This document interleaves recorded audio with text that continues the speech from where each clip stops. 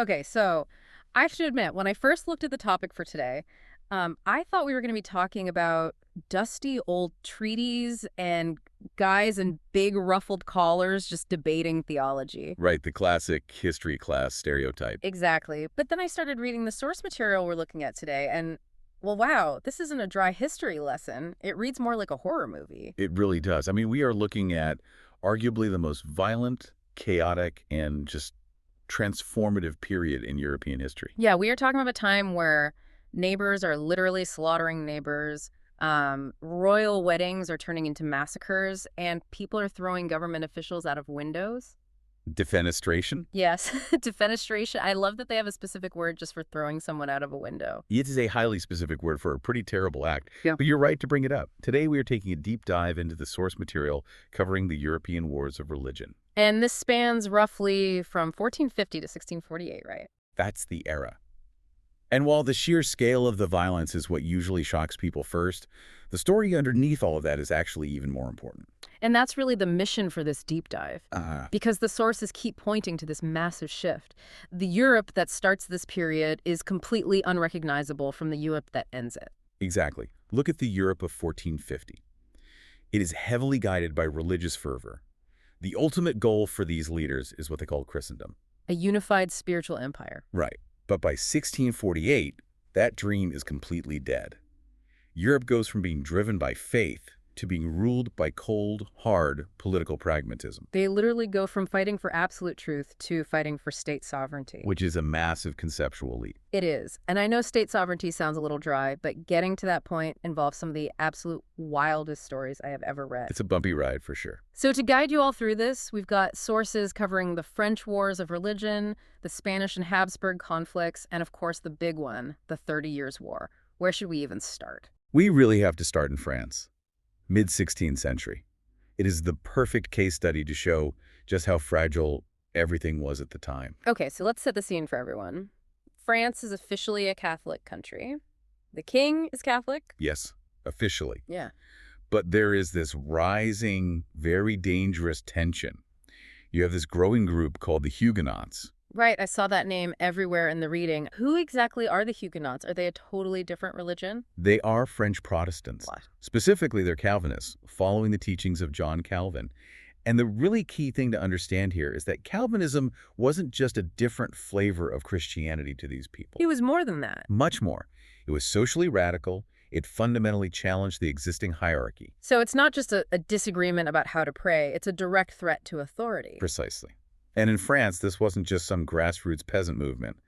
By the 1560s, nearly half of the French nobility had converted to become Huguenots. Wait, half? Half the nobility? That seems incredibly dangerous for a Catholic king. It's catastrophic. Think about it. If you're the king and suddenly half of your generals, half your dukes, half your wealthy landowners stop believing in the very church that gives you your divine right to rule, You're in big trouble. you are hanging by a thread.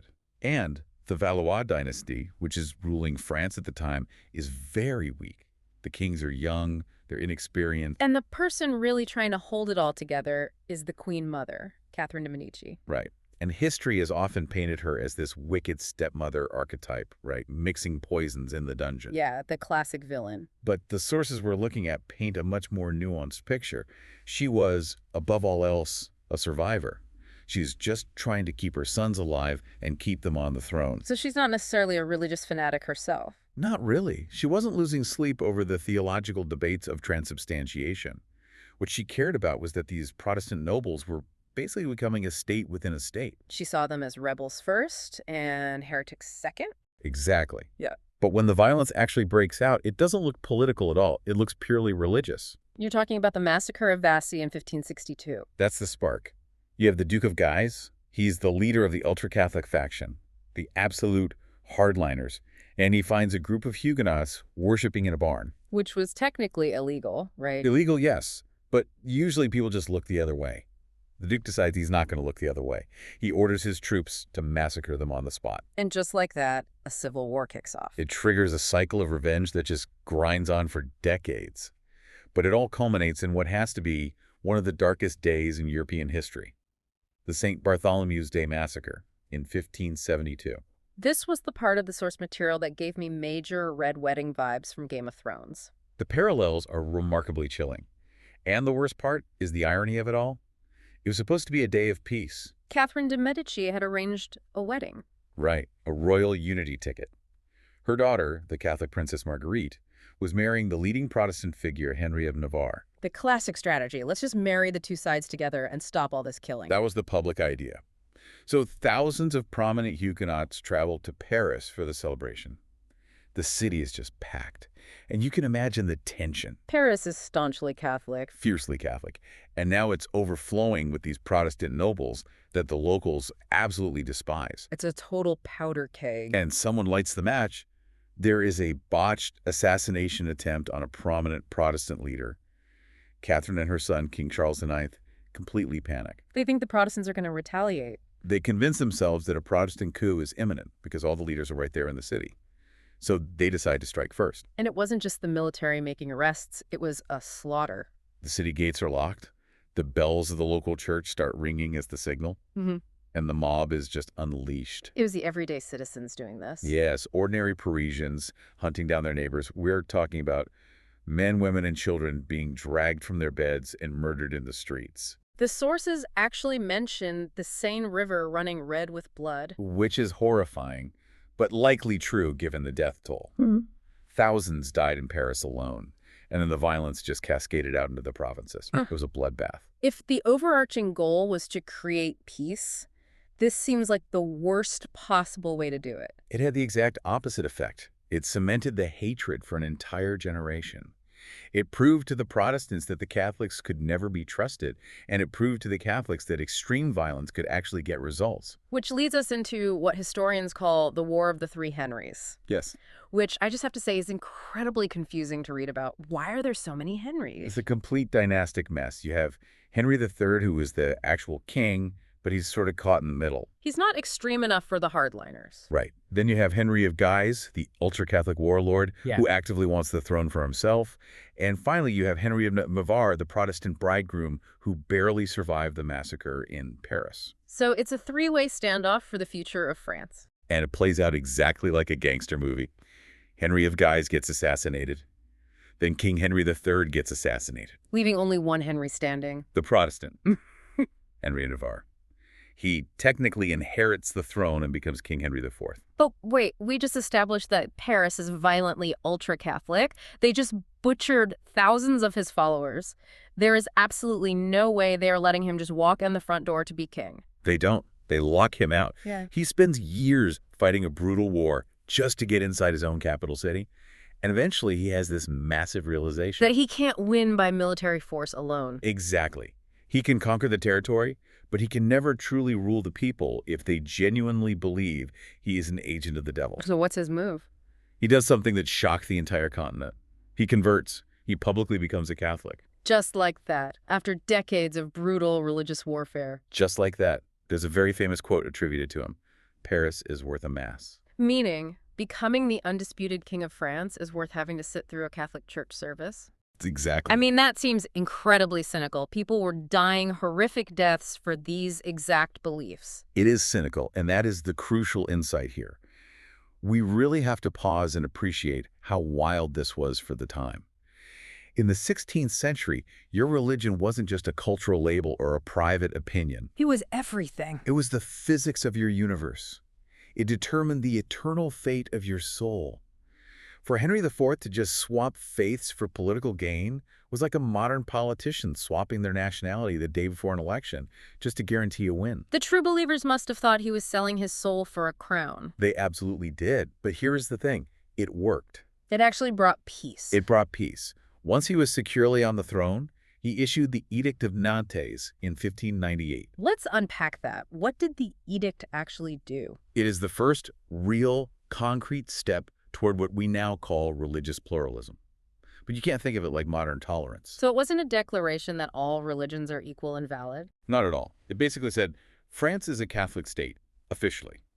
But we are legally allowing Protestants to exist, to worship in certain places, and to maintain their own fortified towns, simply so we can stop killing each other. It's less about respecting your neighbor's beliefs and more about just being exhausted from all the bleeding. Perfectly said. It is the ultimate politique approach, the idea that basic political stability is fundamentally more important than religious purity. Okay, so France manages to find this incredibly messy, pragmatic peace, but the rest of Europe is still heating up, and we have to talk about the 800-pound gorilla in the room. The Habsburgs. Right. Now, I always get a little turned around here. The Habsburgs are Spanish, but they're also German. How does that work? The easiest way to think about the Habsburgs is to picture a massive multinational corporation. It is one family, but they operate two massive, distinct franchises. Okay, I like that analogy. You have the Spanish branch, led by Philip II. They control Spain, massive chunks of the Americas, and the Netherlands. And then you have the Austrian branch, and they are busy running the Holy Roman Empire. And reading the sources, it feels like they are the antagonists of this era. Do they see themselves as the bad guys? Oh, absolutely not. In their own minds, they are the great heroes of history. They see themselves as the divine defenders of the one true faith. Because they've been fighting the Ottoman Empire, right? Exactly. You have to remember their context. They had spent decades holding the Eastern line against the Ottomans, stopping Islamic expansion into Europe after the fall of Constantinople. So they feel deeply that they are on a mission from God. Which means when they look at their own Western territories, like the Netherlands, and they see Protestantism spreading like wildfire, they take it incredibly personally. Very personally. The Dutch Revolt is fascinating to study because the flashpoint is something called iconoclasm. That's the smashing of religious statues and art, right? Yes, but let's dig into why that happened. To a 16th century Catholic, a statue of a saint is a window to the divine. It is sacred art designed to help focus your prayers. To a Calvinist. To a strict Calvinist, that exact same statue is a golden calf. It is a literal idol, a direct violation of the Ten Commandments, and it is deeply offensive to God. So when these Dutch Calvinists march into Catholic churches and start smashing stained glass windows and lopping the heads off statues... To the Spanish king, Philip II, that is not mere vandalism, it is spiritual warfare. And he responds with massive force. Brutal force. He sends in his top general, the Iron Duke of Alba, and Alba sets up a tribunal that is literally called the Council of Blood. Well, there's no subtle PR spin on that. None at all. He executes thousands of people. But instead of crushing the rebellion, this extreme brutality just creates a massive martyr movement. That backfires. Completely. Right. William of Orange steps up, leads the Dutch rebels, and they actually declare independence in 1581, establishing a permanent Protestant foothold right on Spain's doorstep. And this conflict doesn't stay contained, right? It spills over the channel into England. Because Queen Elizabeth I is watching all of this unfold. And she's Protestant. She is, and she starts playing a very dangerous game.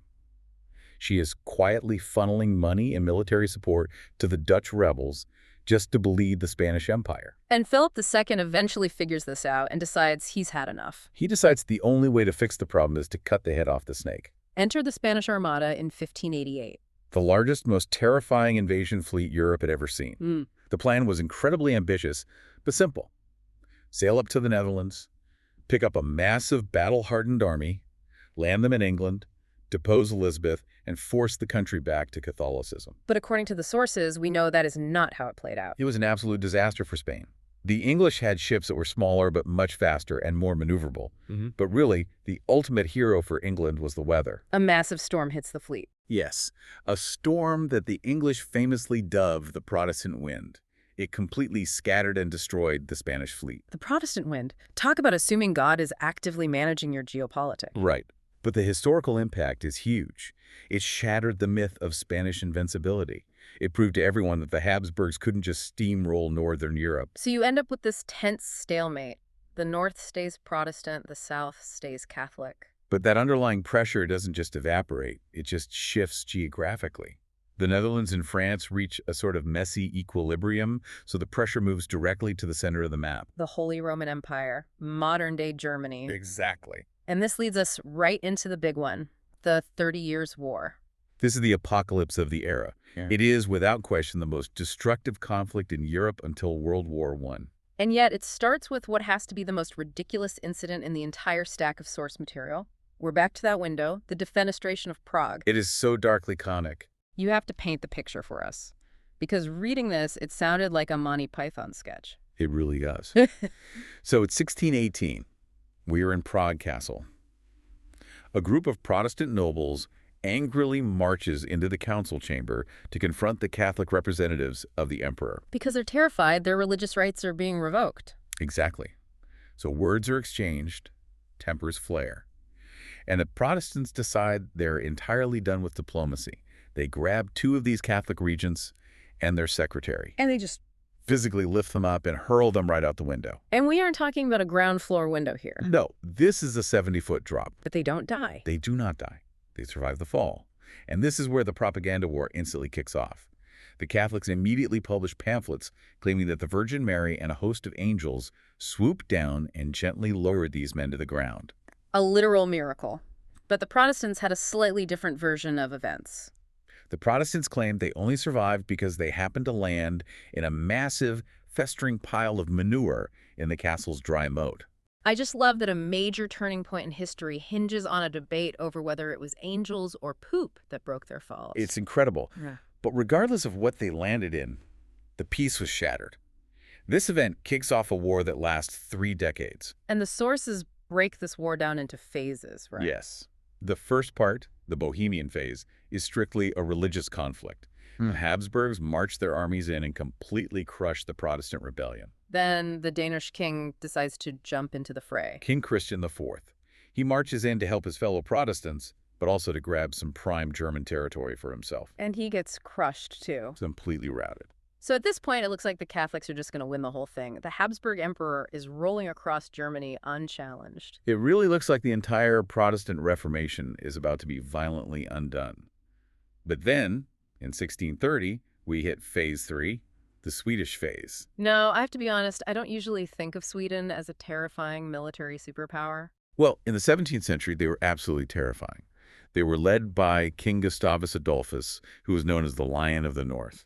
The sources refer to him as a military genius. What actually made him so special on the battlefield? He fundamentally revolutionized warfare. Before him, European armies were just these massive, slow, lumbering blocks of men. Gustavus made his army highly mobile. How so? He developed light artillery that could be rapidly moved around the battlefield during the fight. He integrated muskets and pikes in dynamic ways nobody had ever seen. He was essentially blitzing the rigid Catholic armies. So he completely turns the tide of the war. Completely. He single-handedly saves the Protestant cause from annihilation. But here's the massive twist. Here's the detail that absolutely proves our entire thesis about this era shifting from religion to politics. Okay, I'm ready. Let's hear it. Who do you think was paying for this massive Swedish army? Who was funding this Protestant lion to march south and kill Catholic soldiers? I mean, I naturally assumed it was other wealthy Protestant nations. The English? Or maybe the Dutch? It was France. Wait, Catholic France? Catholic France. Yeah. And the policy was being driven by a literal cardinal of the Catholic Church, Cardinal Richelieu. Okay, that makes 0 sense on the surface. Why would a high-ranking Catholic cardinal empty the royal treasury to fund a Protestant army whose sole purpose is to kill other Catholics? Because Cardinal Richelieu was looking at a map, not a Bible. Yeah. He looked at France and saw they were completely surrounded by the Habsburgs. Spain to the south, the Holy Roman Empire to the east. So it's a strategic encirclement. Exactly. Richelieu realized that if the Habsburgs actually won this religious war and united Germany under Catholic rule, France would be geopolitically crushed. So he made a choice. He prioritized French national security over the victory of the Catholic Church. That is incredibly cold calculation. It is the birth of what they called raison d'etat, reason of state. The idea that the ultimate survival and interest of the state justifies any action, even directly aiding heretics. Wow. So by the time we get to the fourth and final phase of the 30 Years' War, the French phase, the religious mask has completely slipped off. It's gone entirely. France enters the war directly, sending its own troops to fight Spain. So you have Catholic France fighting Catholic Spain in a purely secular war for dominance over the European continent. The religious pretext is just abandoned. And this incredible meat grinder just keeps churning until 1648 when they finally sign the Peace of Westphalia. The treaty that essentially creates the modern world. So what does Westphalia actually decide? Because the sources emphasize this as a massive turning point. It establishes 2 incredibly important things. First, it's the final nail in the coffin for the Pope's political power in Europe. In fact, the Pope wasn't even invited to the peace negotiations. Really? He was just left out. Completely ignored. The Pope was so furious he issued a papal bull condemning the entire treaty. He called it null, void, invalid, iniquitous, unjust, damnable, reprobate, inane, and devoid of meaning for all time. Wow, tell us how you really feel. And you know what the leaders of Europe did in response? Absolutely nothing. They just ignored him and signed it anyway. That is the exact moment the medieval ideal of a universal Christendom officially died. Okay, so that's the first thing. What's the second massive shift? The codification of state sovereignty. All right, you've got to explain this for us without making it sound like a political science textbook. Okay, think of Europe before Westphalia like a giant condominium building run by a really aggressive, overbearing homeowners association. Okay, I'm tracking. In that system, the Pope or the Holy Roman Emperor could essentially bust into your apartment, meaning your country, and dictate how you decorate, who you marry, and what religion you have to practice. Which sounds like a nightmare. It was. Westphalia changed the rules of the neighborhood. It turned Europe into a sprawling suburb of single-family homes, all surrounded by incredibly high fences. And the rule becomes, what happens inside the fence is your own business. Precisely. It said, if you, the ruler, want your state to be Catholic, it's Catholic. If you want it to be Lutheran or Calvinist, it's Lutheran or Calvinist. And the emperor cannot cross your fence to tell you otherwise. So it is essentially the ultimate mind-your-own-business treaty. That is exactly what it is. It established the core legal principle that the state itself is the highest ultimate authority within its own borders. There is no external power higher than the sovereign government. And that is the exact system we still live in today, isn't it? It absolutely is. When you look at a globe today, you see all those hard lines, those distinct colors separating nations. That core concept that a country is a sovereign box that other countries have no legal right to mess with, that comes directly out of 1648. We are all living in the house that Westphalia built. It's kind of wild to think about. Our entire modern international system, the UN, passports, secure borders, it all emerged from a treaty that was just desperately trying to stop people from killing each other over statues and communion wine. It was a practical solution born entirely out of exhaustion.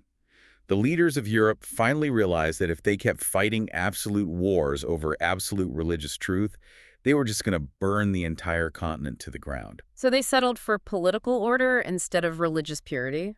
They traded salvation for stability. Which really brings us full circle. We started this deep dive with people throwing each other out of windows for God, and we end with states openly funding their religious enemies just for political leverage. It's a profound transformation of the human mindset. So before we wrap this up, I want to leave everyone listening with something to chew on. We've seen how brilliant, if ruthless, leaders like Cardinal Richelieu and Henry IV used religion, or strategically ignored it, to get exactly what they wanted politically. Yes, and I would challenge you, the listener, to look at the headlines we see today. We constantly see conflicts around the world that are aggressively framed as deep religious struggles or clashes of fundamental civilizations. What are they really? That is exactly the question you have to ask. If you peel back the fiery rhetoric and the ancient grievances, how often is belief still just a convenient modern mask for the exact same old power struggles? Are our modern leaders really that different from the kings and cardinals of 1648? Or have they just found new, better ways to justify fighting the exact same wars over territory and influence? That is a deeply cynical but incredibly important thought to end on. Thank you so much for guiding us through all this chaos today. It was a real pleasure. And thank you for joining us on this deep dive into the source material. We'll see you all next time.